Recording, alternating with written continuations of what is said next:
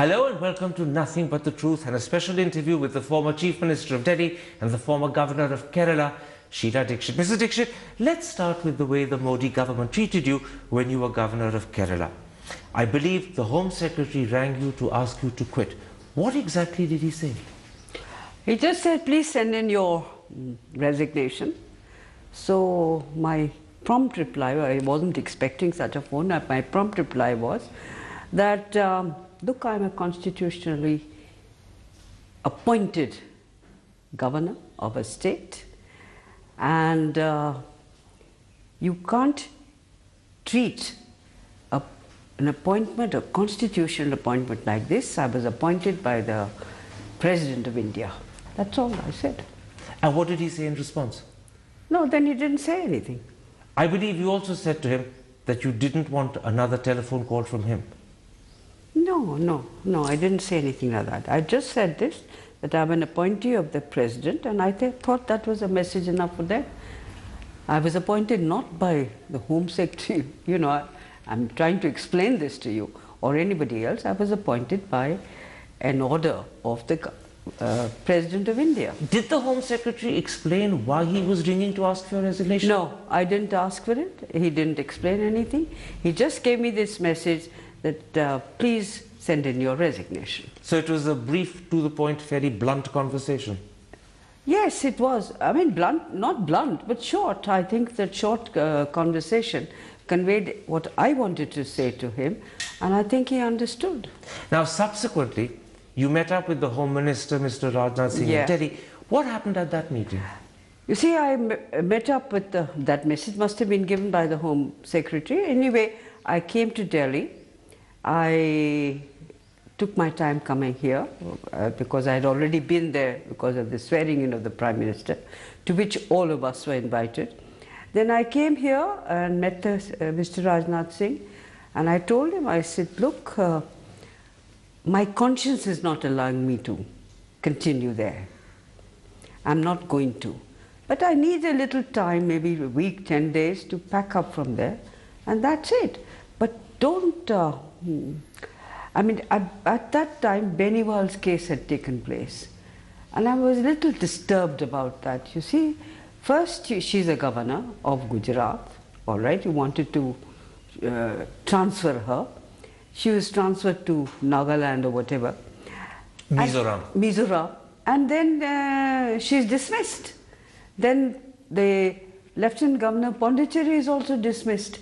Now that is not the way you treat constitutional authorities, because when you have a person taking a constitutional position, you must realize it must have been well thought out. And you said all this to Mr. Rajnath Singh? I said it. I don't want to stay on. Then he didn't say anything. He just said, transfer, maine kaha, bilkul nahi. I'm not a government civil servant to be transferred all over the place. Was there any hint of embarrassment in the conversation you had with him? Was he at all embarrassed about what he was doing, or did he feel he had a right to ask you to resign? I don't know whether he felt embarrassed or not, but I said what I really felt, and I used the word that my conscience is not allowing me to stay there. I don't want to. And I was told, yes, I was told by him, well, the Congress also did all this. I said, well, if the Congress did something which was not correct, or which must you follow it? What did he say? Kept quiet. You said a very interesting thing. It was your conscience that wouldn't permit you to continue as Governor of Kerala. Can I ask you, what was it about continuing that you felt conflicted with your conscience? Karanji, I must tell you that the position of a governor, particularly in the state of which that governor is a governor of, it's a very highly respected position. And you are supposed to be representing, in a way, the government of India. And you also send reports every month to the government of India, to the Home Ministry, about the situation in the state. But you're totally above politics. I think every governor understands that. So unless you find somebody is politicking or something, I think that, I also would have suggested to many people, change the rules. All right, that automatically when a new government comes in, you will also go. That'd be much better. Is that your advice, in fact, to other politicians who are appointed governors, that when the government that appoints you loses or changes, step aside? No, no, no. Karanjit, they must understand one thing. It's a highly respected constitutional position. Don't politicize it. Don't politicize it, number one. Number two, if you think that the central government, if it changes, must get an opportunity to get their own people, which makes it political, then change that. Bring it in parliament, change the constitution, do what you like. But don't humiliate governors. And that was the great risk that they were running in the way they were taking this decision, getting the Home Secretary to ring you, making statements in public. They were humiliating governors. Currently, I don't know whether it was a risk. They wanted it, they did it. They should have done it better. I mean, they should have upheld the high position. And please remember another thing. Governors are not sitting there on their own. They're not elected. They've been appointed. Absolutely. Let's now come to Mr. Modi. You met him when you were governor. You said to the Indian Express that I saw a confident man with a vision when I meant to meet him, but there was also a downside to the comment. I'll come to the downside in a moment's time. Did Mr. Modi impress you? No, it's too early to say whether he impresses or not. Well, I wouldn't say that he impressed me, certainly not. My opinion of him was that he looked confident, and that was very natural for him to look confident. He had, BJP had come on its own for the first time in the history of independent India. So he was confident.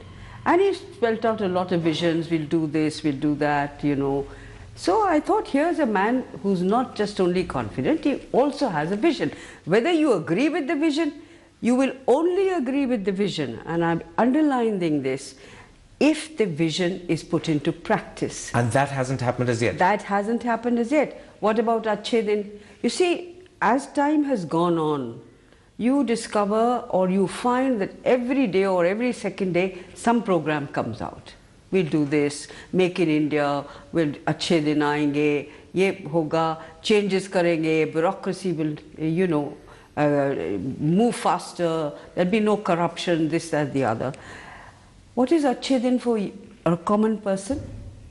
Let prices come down, that was what was worrying everybody about the Congress party. Inflation has come down, to be fair, both WPI and CPI.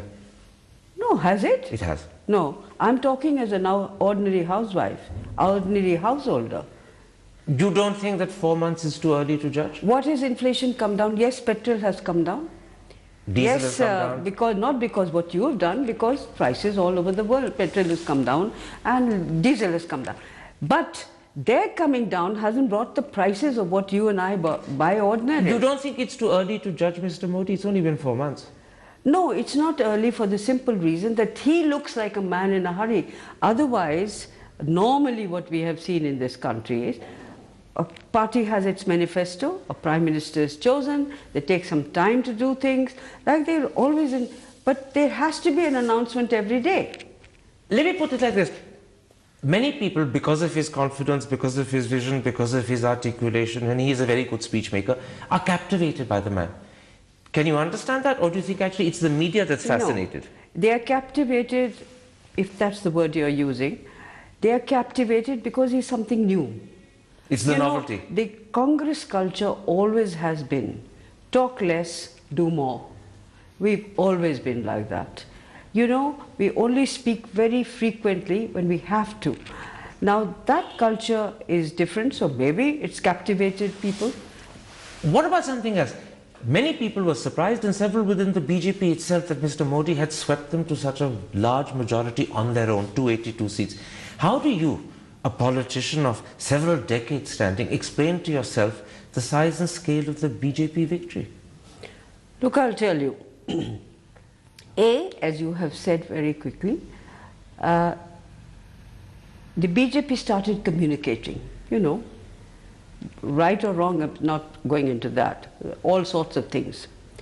The Congress stuck to its own style, we are doing work, it will reach the people, and no doubt about the fact that in the past 10 years, And I'll also include Mr. P.V. Narasimha Rao's period when the real economic development foundation of India was laid. But the BJP capitalized on communicating and captured attention as a result. No, please, let me finish with this first. Now the Congress, and there was a sense of, you know, all these kind of corruption charges and all that came up. And I think, but to my mind, I was somebody on the field, there was a sense of fatigue. कि भाई 10 साल हो गए हैं government of India को, and 15 years in Delhi. So let's have a change.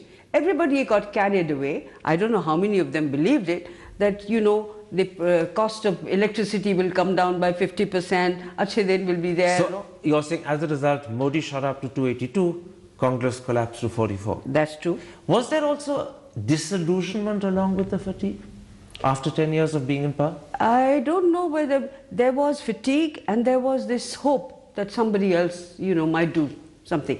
Like, for instance, in Delhi, and I'm sure you remember it also, BJP said 30% off on power. We'll give you less rates. Aam Aadmi came and said 50% your electricity bill will come down. It's just not possible. So people were lured by false promises. Yes, absolutely. They didn't see the logic of giving that promise. Is it feasible? Is it not feasible? You're also saying that voters can sometimes be gullible. Yes, they do get carried away. We all do. But did you expect Congress to fall to just 44 double digits? No, the situation was bad. We knew that as time went on, you know, Modi was speaking every day, giving something, a new picture. So whether it was going to be 44 or going to be 100, but I think most of us didn't expect people were going to get more than 100. Was there another factor that was at play? The fact that over the 10 years UP had been in office, this country had changed fairly radically. But perhaps Congress didn't appreciate the size and scale of the change it had actually presided over. So come 2014, Congress and the country were out of sync. No, I don't think there was any anticipation. Yes, we knew that there were promises which were false. We did tell people, we hoped that a lot of people. Today, you will realize that a lot of people who understand things, who are educated, who can differentiate, even they got carried away.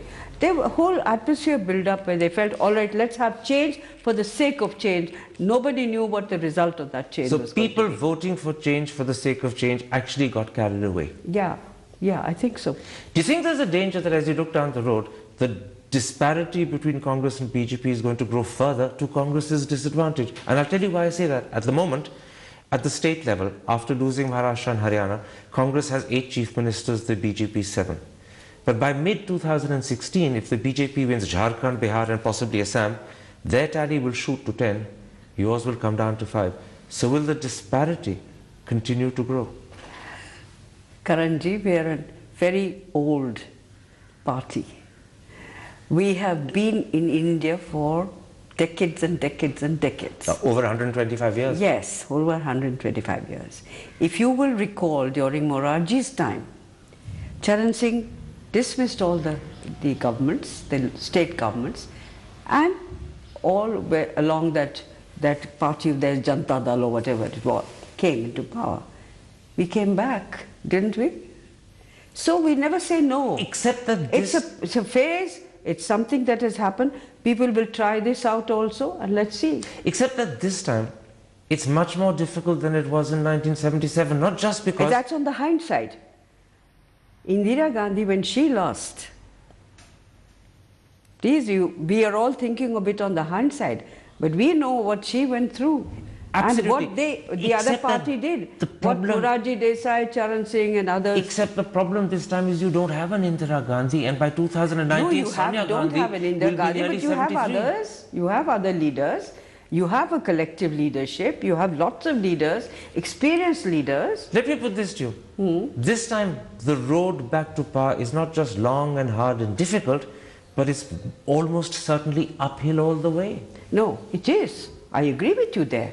But if something is uphill, it's difficult, and as you say, perhaps slower, it doesn't mean that you can't win a battle. It'll eventually, and you have to try. And please remember, people are also going to judge what the BJP does. It's too early to judge them just now. Would you agree that it's going to take you perhaps 10 years, not one election, but 2 elections to get back to power? No, I don't contribute to that. Depends on how they did it. When the Janata Dal came in, and when BJP came in with Atal Bihari Ji, they all thought that, you know... But surely Mr. Modi is very different to the Morarji government and Janata Dal. And what about Atal Bihari? That was their BJP government. Everybody thought, and we didn't have But Mr. Atal Bihari Vajpayee, when he was PM, please remember, if Sonia Gandhi was leading the Congress at that point of time, everybody said, oh, no, she can't do it. We came. We got the largest number. Not only once, but twice over. So even though the party's been hit electorally, your confidence hasn't been damaged? No. Our workers, yes, are, but no, I would not say give up. Certainly not. All right. We owe it to the country. Let's take a break at that point. I want to come back and pick up on what then does Congress need to do to get back to power. We'll be back in a moment's time. Don't go away.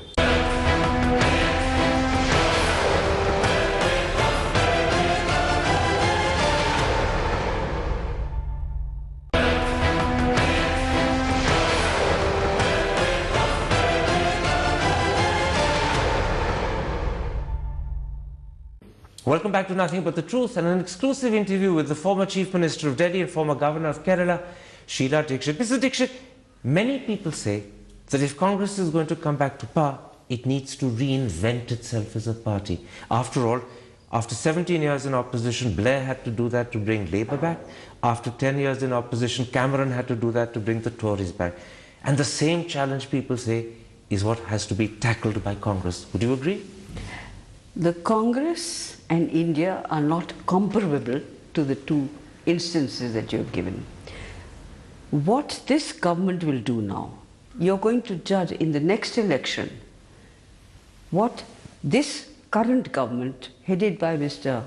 Modi, is going to achieve in the next 5 years, because the dreams are enormous. But you're gambling on Mr. Modi stumbling or failing to deliver. What if the opposite happens? What if he succeeds? But how do you, as a voter, or I as a voter, select a government? I look at it, why did they select somebody else? Because they felt disillusioned with a party and want to try another party. It's very natural. But is it natural that someone comes in with such a major mandate and in 5 years squanders it? Mrs. Gandhi came with a mandate of 352. And lost it pretty quickly. Yes. So please remember that in politics, people take decisions on experience with the government that is of the day, and also what others are offering. Let me put it like this. Yeah. I accept that if the Modi government doesn't deliver, or if it doesn't live up to promises, Congress's prospects will improve, and perhaps sizably. But can Congress simply rely on just that to come back to power? Don't you need to do things yourself? Isn't it too early? When you say that it's too early, when we all think it's too early to judge Mr. Modi for 5 or 6 months, you should give us time also. Oh, absolutely. I'm just exploring with you. Where do you think changes are necessary? I think we need to charge our workers. We need to sit down, and already talks are taking place within the Congress.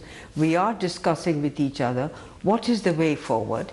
But remember, we are in opposition just now. We are not in governance. So we don't have to defend the government. We have to criticize the government. But how do you charge up your workers? What do you do to make them feel that morale, we've got even if it's low? a record of 60 years, Karanji.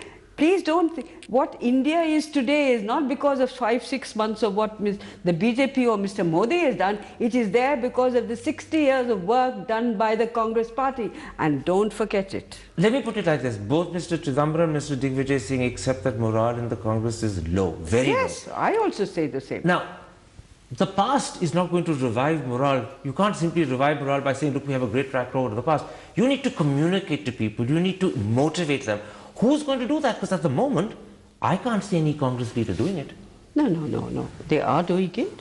It's just, I must tell you, that we don't get the kind of media coverage that a government gets. That could be a blessing at the moment also. That could be a blessing at the moment. Maybe. If you want to call it a blessing, I would not call it either a blessing. We are doing our work. Our workers are there. And can I interrupt and put this to you? Do you think Mrs. Gandhi and Rahul Gandhi need to communicate more? Do you think they need to be not just more visible, but heard more often? No, but she communicates if and when she feels she should. She has a very good... Is it often enough? No, it may be your opinion or my opinion or Chidambaram's opinion that it should be more often. But she takes her, everybody takes It their is your roles. opinion it should be more often? No, I don't say that. I only say one thing, that let a politician, she has proved herself as a very great leader for having revived the Congress after it, you know, fell down, I mean, it was in the dumps. Without going in for power herself personally, she steered the Congress into 2 consecutive victories. Remember that. So she will do it. We all in the Congress have enormous confidence in There is, in fact, in Congress a transition taking place, a generational change as power shifts from Mrs. Gandhi to her son. People question whether Rahul Gandhi has the capacity and the talent, A, to transform the party and B, bring it back to power. How do you convince them that their doubts are wrong? No. Karanji, there's a generational change all the time. There has been a generational change in the BJP also. Please remember, the Advanis, the Atal Biharis, the Joshis and But all, you see, they said, but please. the BJP Now, generational change why has can't brought you Modi to give this power? to us? This process we will also go through, and the generation will change, and let us, the time come. I accept that a generational change is not just inevitable and necessary, but welcome. The problem is, people question whether Rahul Gandhi has the qualities of leadership necessary for the job and challenge. Why are they questioning him and him alone? Because he's failed You up should till now. question all of us. No, but he's After all, we failed. were all doing something. So he is also evolving, he is also developing. So give him a chance. The party wants him, the party says so, and then let's see. Let me I quote- mean, Sonia Gandhi is there and he is there. So they make a combination which is comfortable for us in Let the me Congress. quote something Digvijay Singh said to the Indian Express on the 30th of August. He said, a 63-year-old man, Narendra Modi, had attracted the Indian youth. A 44-year-old Rahul Gandhi couldn't. In a sense, isn't that the problem? No, He doesn't appeal I don't want to to the comment on somebody else's perception. All that I say is that circumstances bring out. What happened in Maharashtra? Today you have a 44-year-old chief minister. Okay? The chief minister of Maharashtra has just been But made. you see, he won the election and became chief Rajiv minister. Gandhi became prime minister at the age of 42. Under 40 actually, but exceptional 40 or 42, circumstances. whatever. Exceptional circumstances. Yeah, yeah. Those exceptional circumstances don't exist today. Yeah. So far, Rahul Gandhi hasn't won an election. He's been losing. He's been losing Bihar, he's been losing UP. And to be honest, you lost in the states like Rajasthan As as I well. said, and I repeat this again, that there was a sense of, all right, let's get somebody else. A sense of bringing about change. And I don't necessarily interpret it at all that it is against Rahul Gandhi. Can I put this to you? If there are many people in the country who question and doubt whether Rahul has the capacity to be Prime Minister, how do you convince them those doubts are misplaced? Because till you convince them, they won't vote for him. Karanji, you're a very experienced journalist. We all know nothing succeeds like success. The day he succeeds, and I'm sure he will one day. Nothing fails like failure. Yes, exactly. And nothing fails like failure. So at the moment, we have failed. Collectively, we have failed. How can you blame Rahul Gandhi when my own worker does not work properly? People turn around and say that Congress is very loyal, very protective and very supportive of the Gandhis. Yeah. The truth is that unless Congress accepts and acknowledges Rahul has failed, they'll never tackle the problem. Oh no, we don't think today is the time that he has failed. Let him work. He's got now 5 years to get down to What's the work he needs to do? He needs to connect with his own workers, which he is doing just now. He's trying to bring out his own policies, which he's trying to evolve. But I think all of you are jumping to conclusions much too fast. We should give him time, give him these 5 years. You're going to give Modi 5 years? Let him also do that. And when it comes to the next election, then people will elect for change or for continuity, like they did this time for change and last time they did for continuity. My last question, is there any possibility at all that Congress could look beyond Rahul Gandhi and the Gandhi family for a leader who has the capacity to transform the party and take you back to power? I think at the moment what we are looking for and hoping for is a kind of a collective leadership. You know, Sonia Gandhi remains where she is, and a collective. And I think Rahul also is reaching out to people with experience. Could be Chidambaran, it's called Anthony, and many others, because there's no dearth of leaders, experienced leaders in Congress. So you need a collective leadership around Rahul. Let's see. Yes, yes, and that is there. He is our vice president, and as long as he remains our vice president and she remains our president, we don't go. My last question, after reaching this low point, possibly the lowest in electoral terms that Congress has ever reached, is your dependence on Sonia Gandhi greater than ever before? Look, the Congress is worried. It's not if you all tell us this, we are worried, we are concerned. We also have a duty to this country, and we are committed to this country and its secularism and its, you know, a society which is... But you are worried? No, of course we are worried. About your own future as a party? Yes, yes. We are not saying about our future. We are worried about the nation, what's happening to the nation. You have at one end... In these circumstances, I'm sticking to Congress. I don't know if you know about it, but before the by-elections in UP, 600... I do. The Indian Express story. But I'm coming back because this is my last question. Are you going to be worried about it? Is your dependence on Sonia today greater than ever before? She is. She's working. She's talking to people. She's evolving, she's doing things. But I want to ask you, does India need, you talk about society, its diversity and its unity, which is something we live by. All right. Why did riots take place in Trilokpuri just before the elections in Delhi possibly may take place? I'll end this interview with that tantalizing question hanging in the air. The audience can answer it for themselves. I think they'll understand why you're raising it. We've run right out of time.